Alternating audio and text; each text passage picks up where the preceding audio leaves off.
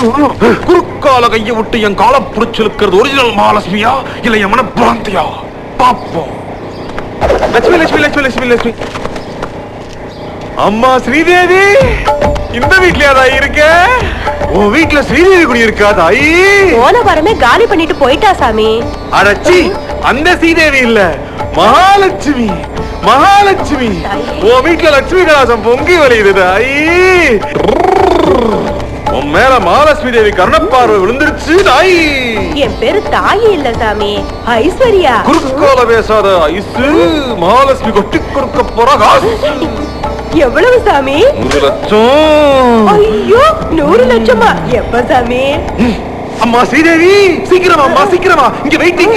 ஒரு 100 200 கம்மியா இருந்தாலும் பரவாயில்ல, அப்புறமா கணக்கு பாத்துக்கலாம். வந்துரு தாயி வந்துரு. இல்ல சாமி, அதையும் கொண்டு வர சொல்லுங்க சாமி. ஐயோ மகாலட்சுமி, இங்க காம்பவுண்ட் ஆற மாதிரி தெரியல, அதையும் கொண்டு வந்துரு தாயி. அச்சை தள்ளி போ, மகாலட்சுமி விரசலாயிர போறா. அதோ ஆத்தா வந்துட்டா. இந்திரலோகத்து பைபாஸ்ல வந்துட்டா. வைகுண்டத்தை ஜம்ப் பண்ணி வந்துட்டா. கைலாசத்தை கிராஸ் பண்ணி வந்துட்டா. உங்க வீட்டு மாடி மேல வந்துட்டா. வந்துட்டா வந்துட்டா. எங்க காணா? என்னாச்சு சாமி? ஸ்ரீதேவி நீங்களே சாமி? உங்க அப்பா ஆண்டவனையே சீட்டிங் பண்ணிட்டான் சாமி. உனக்கு 3 வயசு இருக்க சொல்ல உனக்கு மொட்டைய போடுறதா திருப்பதிக்கு வேண்டி இருந்தா டிஷ். ஆனா மொட்டைய போடுறதுக்கு முன்னாடி பாவி பையன் மண்டைய போட்டான் டிஷ்.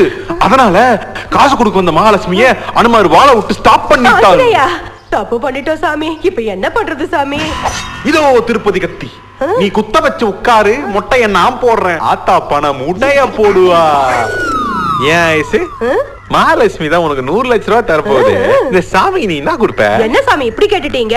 101 ரூபாய் வெத்தலை பாக்குல வச்சு மடிச்சு கொடுத்துற மாட்டேன். பாதி மொட்டையா விட்டுட்டு போறீங்களே. உன் மீதி மண்டிய சவுத்துல வச்சு நர நர நரன் தேய் சுத்தமா